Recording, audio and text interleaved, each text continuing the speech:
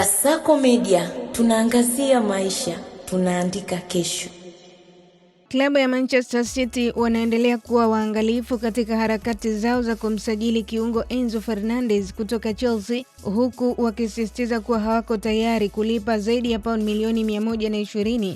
Wakati huo City wanafanya mabadiliko makubwa kwenye kikosi chao baada ya kumuuza Rodri kwenda Barcelona kwa euro milioni 65.3. Klabu hiyo pia iko kwenye mazungumzo ya kumuuza Nico Gonzalez kwa Newcastle United kwa takribani euro milioni 60. Mabadiliko hayo yameacha Manchester City wakihitaji kuimarisha safu yao ya kiungo kwa haraka zaidi, na Fernandez ameibuka kuwa mmoja wa wachezaji wanaotakwa zaidi.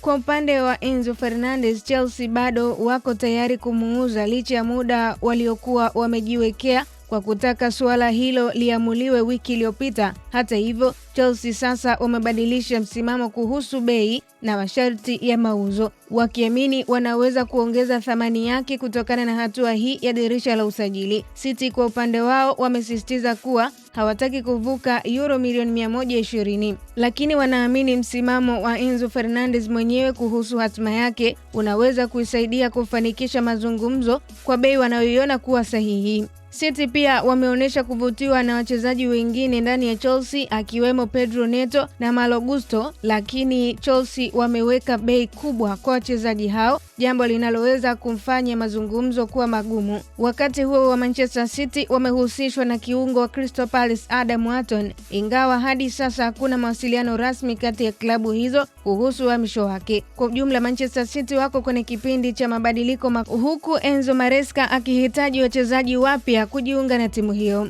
Hali hii inaweza kuwa ngumu zaidi ikiwa baadhi ya wachezaji wa Manchester City wataondoka. Tottenham wanaendelea na mazungumzo kuhusu Savinho na pia wamefanya mawasiliano mapya kuhusu Omar Marmoush. Jack Grealish naye bado yuko tayari kuondoka, hivyo City wanaweza kujikuta wakihitaji kusajili wachezaji wapya wa ushambuliaji pia. Kuondoka kwa wachezaji hao kunaweza kuacha pengo kubwa kikosini, hasa kwa kuwa Erling Haaland hana mbadala mwingine wa wazi katika nafasi ya ushambuliaji.